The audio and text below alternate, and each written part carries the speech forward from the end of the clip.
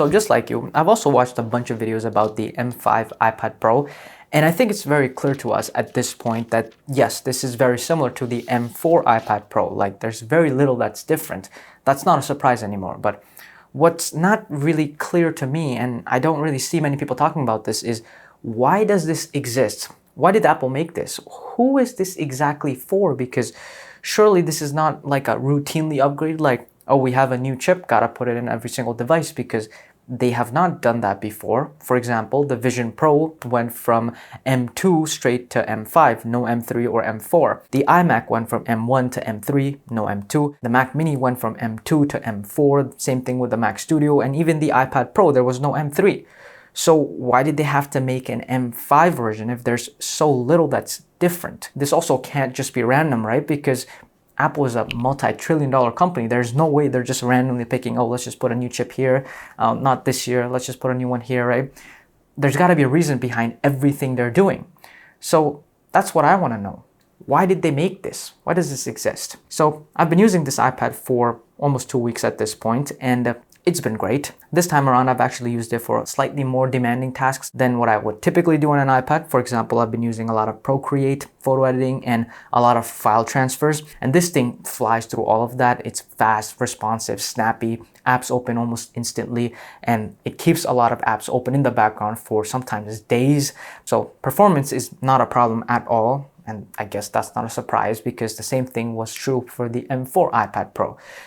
And that's where I get confused, because the more I use this thing, I just don't get it. Why does this exist? But then I realized that this is not my main computer.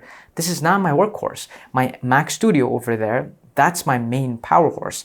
I use that for everything, like video editing, photo editing, any kind of 3D rendering, all of those things. I use the Mac Studio for. Even some of the less demanding tasks, like opening emails, replying to emails, reading documents, opening documents, and all those kind of things, browsing, watching videos, all of that happens on my Mac Studio. And I have the M1 Max Mac Studio, and I remember when Apple released the M2 version of that, the M2 Max, I was tempted to upgrade, even though there was such a little difference, like such a small upgrade.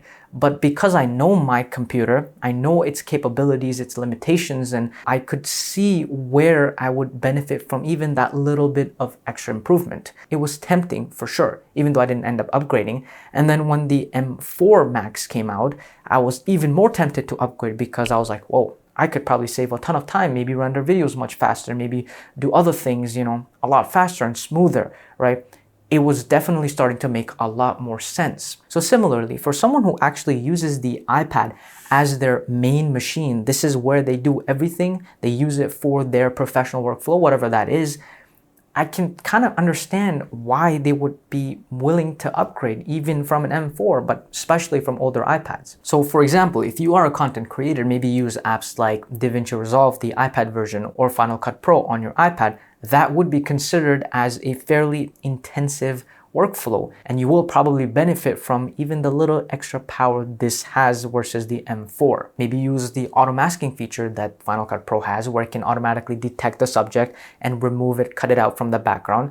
That uses AI. This iPad would be better for that because that's one of the things that's been improved, the neural engine and neural accelerators. And video editing in general is also quite GPU intensive, especially when it comes to rendering, which is also something that's been improved on this iPad. The GPU is quite a bit better than the last one. So those were some of the improvements that are related to the M5 chip specifically, but you actually see this throughout this iPad in different areas, like things that would actually matter for a true professional. For example, when it comes to the screen, while it hasn't been upgraded, it's still very, very good. It's the same one from the M4 and it's very capable. It's a 120 Hz display, variable refresh rate. And this is an OLED panel, but this is not like every normal OLED screen because it's actually double layered, which means it can get very bright, kind of like a micro LED panel, but you still get those very, very deep blacks. So it's kind of like the best of both worlds. And this is arguably one of the best, if not the best display on any device that's available for the general public. And this time, for the first time, I think, I actually ended up using this setting. It's called reference mode. It's within the display settings. And if you turn it on, it basically just locks the brightness at a certain level where colors and contrast ratios and levels are as accurate as they possibly can get on this display. And that has been actually very helpful because I don't really have access to incredibly color accurate displays. I have some sort of color accurate displays. They're good enough, but truly color accurate displays could be sometimes thousands of dollars. So having that kind or similar kind of capability on an iPad is just impressive. And just like the M4 version, you can still get this with the nano texture glass from Apple, although you do have to pay a lot for it, around $700 more, because $600 to add 1 TB and then another $100 on top for the nano texture glass, which is a lot of money. I would probably almost never recommend anyone pay that much, especially when you can get a very similar result, if not better, by just using a paper-like screen protector. I've been using one with this iPad, and as you can see, I also have that matte finish kind of display. It does actually reduce those hard reflections, which can be very annoying sometimes. It also significantly improves the writing and sketching experience on your iPad because it uses the latest nano dots technology, which adds just the right amount of resistance to your Apple Pencil strokes that it just gives you so much more control. It feels like writing on real paper. The installation process has also gone way easier with the new Butterfly application system. It gives you clear step-by-step instructions, a dust catching layer, and a perfect alignment every time. Not to mention, you get 2 in the package and it still costs 93% less than what you would have to pay Apple for the nano texture glass. So I'll leave links below, check it out. If for some reason you really don't like it, you can always return it within 100 days, and so you have nothing to lose. Getting back to the iPad, another pretty big improvement I have noticed is when it comes to charging. So while the battery life has been good, just like it was on the M4, if you go to charge this thing, it actually charges significantly faster. Like, I remember once this thing was at like 1 or 3% charge, I plugged it in, went, came back, and I was genuinely surprised to see that it was at like 90% charge. That was like a real wow moment. I didn't expect this thing to be almost fully charged so quickly. I didn't really time it because I wasn't expecting that kind of results, but that was truly something that really stood out to me. And that is something that I know for sure that will matter a lot for someone who uses this thing as like their main device. Now, did you know that you can actually locally run AI models on an iPad? I know it's not something you probably hear very often, but it's possible. And I am sure there are some people out there that are doing that. However, a lot of AI models require at least 8 GB of memory to run smoothly on the machine, but the M4 iPad, at least the base model, only has 8 GB, so I'm assuming that probably wouldn't be possible because then the iPad wouldn't have any memory for itself if you just run an AI model.